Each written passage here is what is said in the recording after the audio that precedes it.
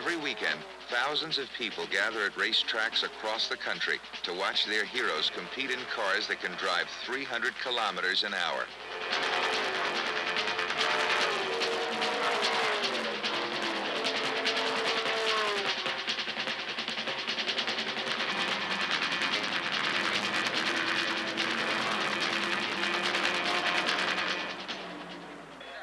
Stock car race drivers are a special breed of American folk hero. They have always been men, until Janet Guthrie. Before becoming a professional driver, she worked as an aerospace physicist. But Janet is not a newcomer to car racing. For 13 years, she successfully raced sports cars and earned her right to be here.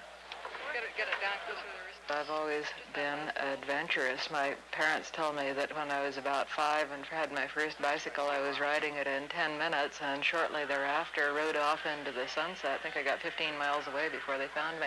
And it's sort of been like that ever since. I made a parachute jump at 16 just because I really wanted to, and it took a lot to talk my father into it. But after a season of jumping off the roof of the house and practicing landing rules, he was finally persuaded I really did want to do that.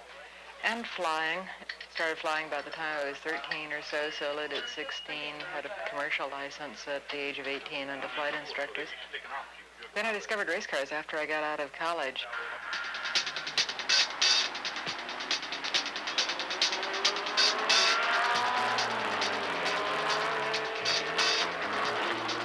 Janet has competed in more than 120 races. Her record is impressive. In 1977, she was the first woman to race in the famous Indianapolis 500.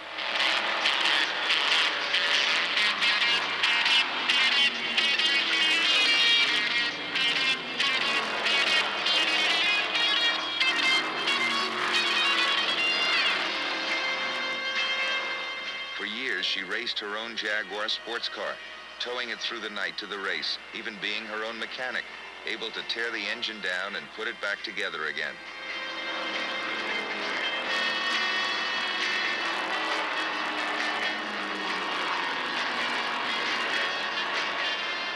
Essential to winning is a fast, smoothly functioning pit crew. Refueling, tire changing, engine adjustment, windshield cleaning, all in less than 45 seconds.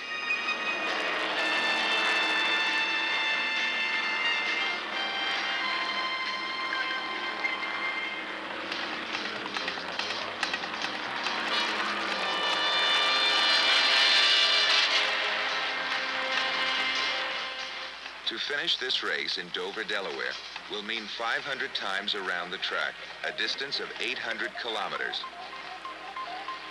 All afternoon, without a rest and only hurried pit stops, the drivers and cars go full throttle. Just one careless moment, and for that driver, the race is over. Because of stringent safety requirements, serious injuries are rare in stock car racing.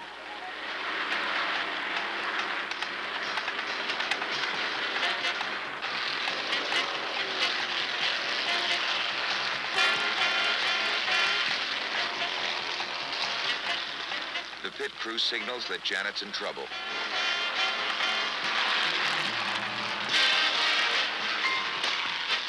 The car's suspension is broken and can't be fixed in time.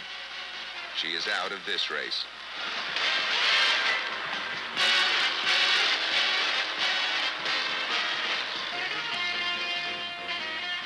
I think any activity that is so demanding, and you do give everything you've got to racing, intellectually, emotionally, physically, is going to give back rewards in kind. And racing demands, everything. That's not very common in our present civilized existence.